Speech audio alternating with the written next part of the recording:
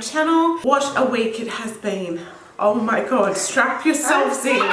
Today I'm updating you guys on my 35th week of pregnancy, and yes. Whew.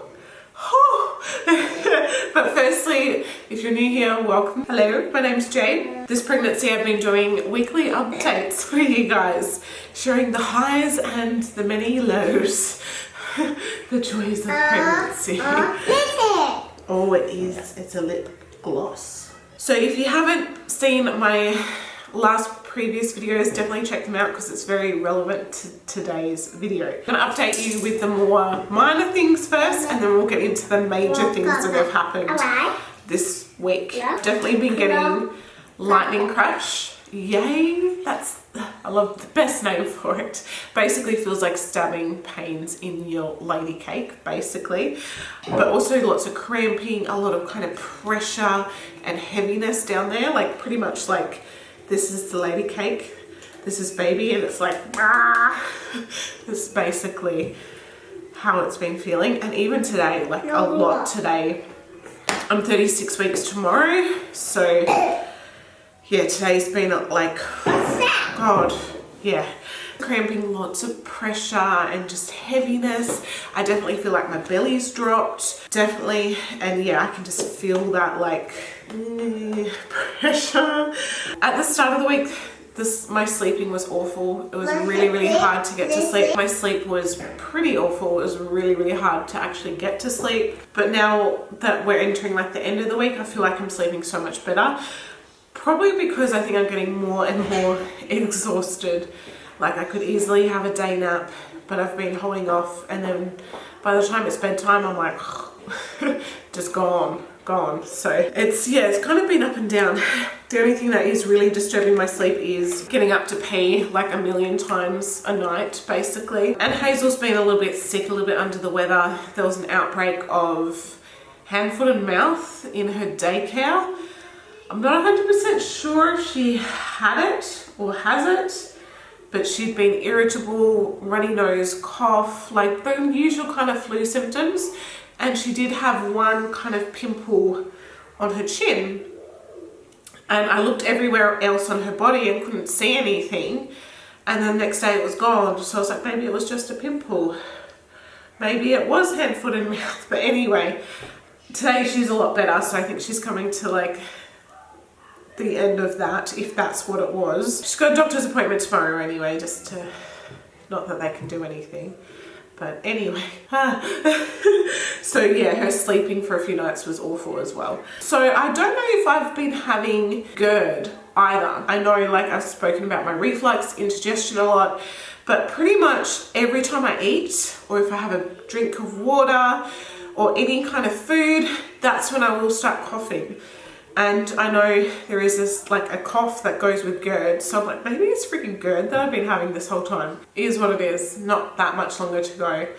And I'm sure once baby's here, it's gonna get better. In saying that as well, like cause towards the end of this week, my belly has dropped.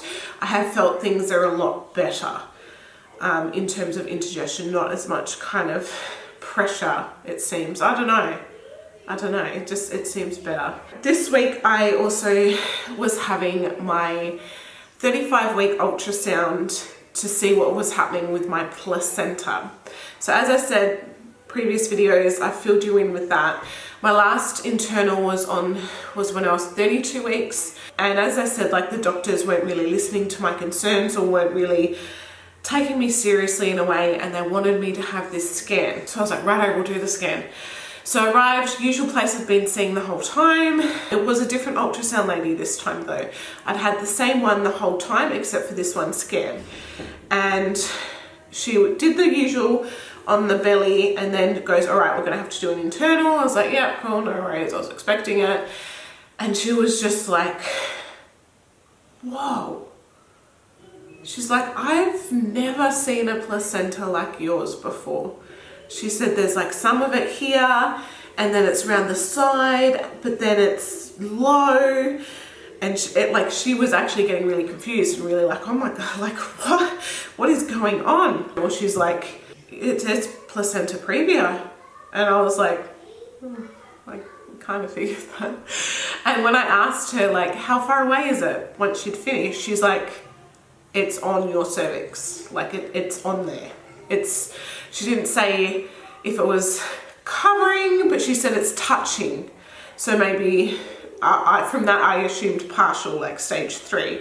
Before I was told it was just under 2 centimeters away, but now it's like, this last scan, she's like, it's on your cervix. So I was like, actually, I'm kind of relieved, because I was worried that like this appointment, they'd be like, oh no, it's moved, you know, half a centimeter away.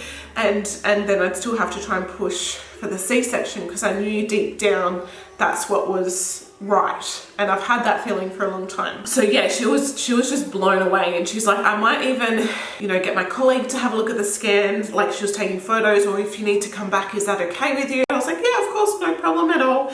But she was just like, wow.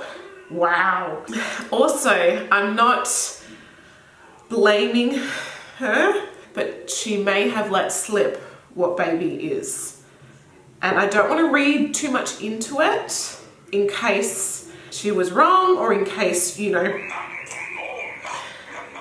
at the start of, before the scan even started, I told her we don't know what baby's gender is. And then towards the end of the scan, she was like, all right, I'm gonna get 2 animals, fucking owl and a kookaburra, and like representing each gender. So she's like, oh, well, owl's looking really good, or kookaburra, or whatever baby is. And I was like, I didn't say anything, but I'm like, did you just kind of tell me what the gender is? So I've told Lee, and I didn't want to, you know, because even sometimes like I've let slip, I've said boy or I've said girl, and not even meaning to, like I was meaning to say baby, but like boy slipped out. People are like, oh my God, is it a boy? I'm like, no, I actually don't know. I don't know why I said that. So I don't know if that's maybe what she did. She just let something slip out. But yeah, part of me is like, okay, we'll just have to wait and see if she actually did tell us like when baby's here.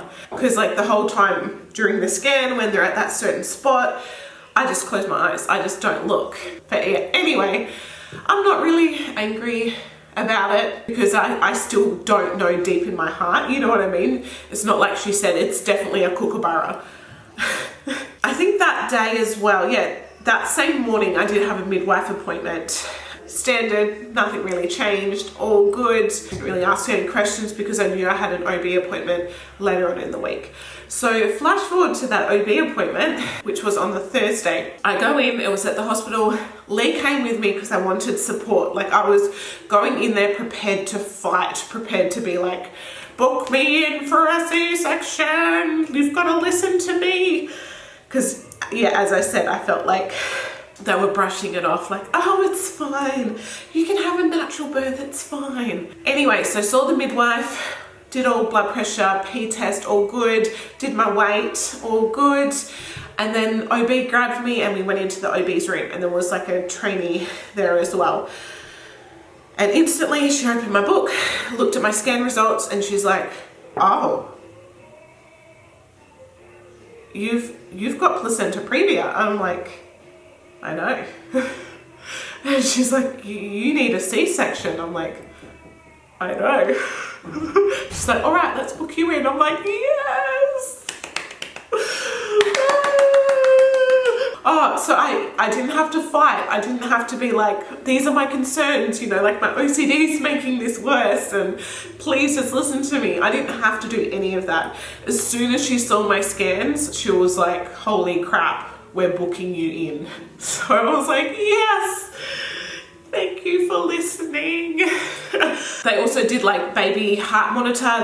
They measured all that jazz, but then a lot of it was like, righto, booking you in for a C-section. She called the anaesthetist to see if they needed me or needed to see me, but they're like, you know, she's young, she's healthy, she's fit. And they said, you know, if we see you on the day, that's completely fine. And it went into like opening the book. All right, what date is available? We're doing this at 37 weeks because we need to prevent you from going into labor as much as possible. And so she's like, all right, so that date is, she looked at the date, and my husband's face, it was hilarious. He's like looking through his phone, and they're like, yep, this is the date. And he's like, that's in 2 weeks.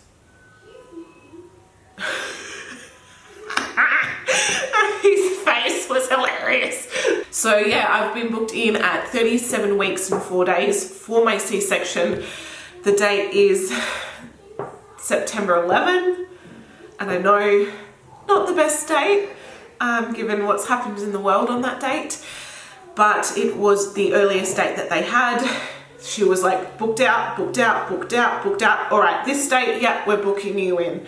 Because ideally they wanted to do it 37 weeks, but I'll be 37 plus 4 because that's the earliest I could get in. I didn't get to pick the date. I was just like, okay, no problem. So she booked that in. She was making phone calls. She was doing all this stuff. And then she gave me lots of pamphlets and lots of information. I'm going to get my book so I can show you. So we got lots and lots of pamphlets, information, pre-operative admission form that I had to fill out, which is here.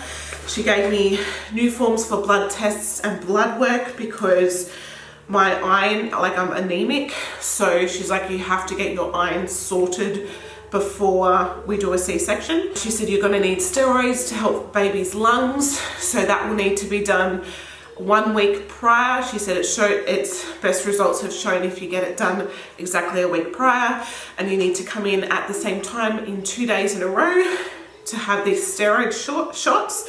She said hopefully that will prevent baby from being in NICU, but baby may still be in NICU. So I was like, oh, wow, okay, yep, awesome. And Lee's like, what's that for? What's that for? I'm like, it's for baby's lungs. So I could tell Lee was just like, oh my God, oh my God, oh my God. Oh my God, oh my God, oh my God. And then I went back to the midwife and she's like, righto, here is a C-section information pack.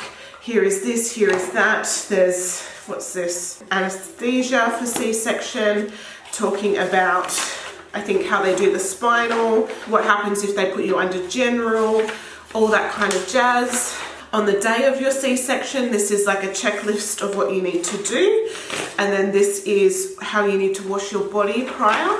Like, this is stuff I didn't know. So she gave me this and she said, on the day of the C-section, 5 a.m, you need to hop in the shower, you need to use this, you need to read this on how to do it. And this says like, you use it undiluted on your face, especially around your nose, on your eyes with your lids shut tightly, necks, your armpits, your underarms, which is your armpits, your navel, around the groin but not on the genitals, down your legs, down your thighs. You have to do your shampoo your hair with this, then you rinse, and then you do it again, and then you need a brand new fresh clean towel, and then you get in fresh clean clothes. And then they're like, half an hour after you've done that, you need to take this tablet, which is going to stop any liquids and like dry stuff up, and if you're congested or whatever happens, like it's going to get rid of all of that. Then you need to be at the hospital by this time. And I was just like, wow, like so much information. And then they're like, all right, this is how it's going to happen on the day. When you arrive at hospital, you'll meet your midwife, and she will be your midwife throughout the whole process. She's going to shave you. She's going to get you ready. When they're ready, you'll go into a holding room. You wait in the holding room, then you go in, meaning me. Lee will stay out there. They'll do your spinal, they'll start surgery. Then they bring Lee in. Then when baby's born, they go to the pediatrician, they go to this person, they go to this person. Then they get wrapped up, then they come to you. Of course, the blanket's up to here, or the curtain, you can only really have them here. Then they'll go to dad, he'll go to recovery. They'll stitch you up, you'll go to recovery, and then you'll be there for an hour. And I was just like, so it was just like a lot. And then exactly 1 week prior, I need to have a blood test done, and I think they store some of my blood for the operation or something like that. And then I had to went to my doctor to get my iron sorted, and she's like, we need to do new blood work. So I had to do new blood work. Also had to do my GBS group B strap, which I was a few days early, but it doesn't matter, which is basically like a big ear cleaner that you put up your vag and let it absorb all the juices basically. So it's been, yeah, it's a lot. And then Lee's like, holy crap, baby's gonna be here in 2 weeks. I'm like, I know. And because I'm 36 weeks tomorrow, technically it's like a week and a bit. So, thankfully my hospital bag's been packed, it's ready, the video is filmed, I'm ready to show. Hazel, careful please. It's ready to go, I just need to finish editing it, same with my nursery tour. So yeah, it's just been a very crazy, hectic week, but I feel very relieved to actually finally have a date, let mum know she's booked a flight down 2 days earlier. So yeah, very, very, very relieved. In saying that though, there still is a chance that you can go into preterm labour and end up with an emergency cesarean, which if that did happen, I would feel actually a lot more comfortable knowing what I know now already. Like I feel like, because it's already been a kind of planned cesarean, if it happens early as an emergency, I kind of know what I'm in for in a way. So they're like, if your waters break, if you have any weird discharge, if you start bleeding, give us a call and come straight in, because that would pretty much mean a cesarean there and then.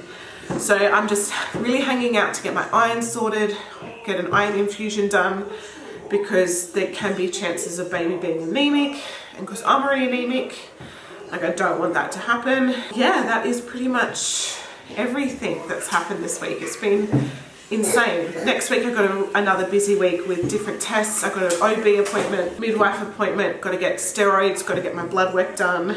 Crazy. And then like baby's here. So it's, yeah, it's felt so weird to actually like book a date. You know what I mean? Like it's just different from the, oh, I wonder when baby's gonna come. It's like, this is when baby's coming unless they come early. I will show you bump.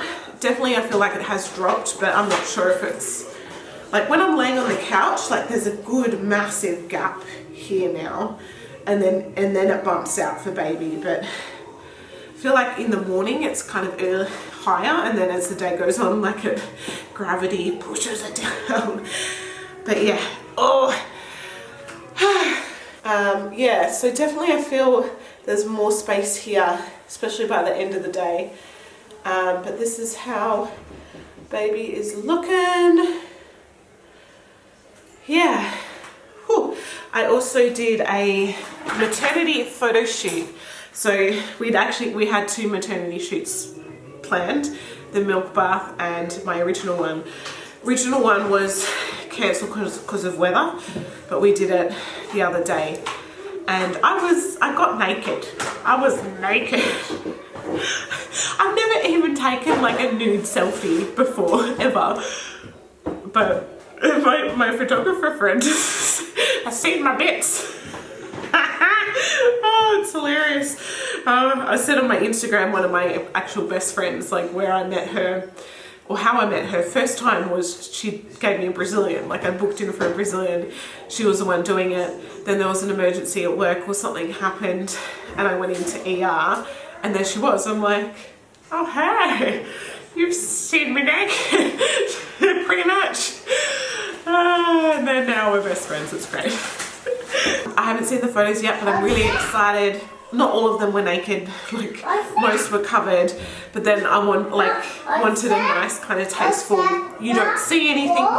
Yes, sweetie. Bits are covered. Yes, honey.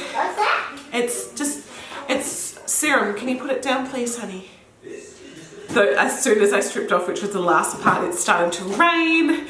And like, I'm in the bushes and it's like, imagine if I fell down the hill and we had to call an ambulance and it's like, there's a naked pregnant woman rolling down a hill. Oh God, but yeah, I'm very excited for those photos. So those will be on my Instagram if you wanted to check them out whenever they're up. So anyway, rainbows, thanks for watching. Hope you liked the video and I'll see you guys in my next one. Bye.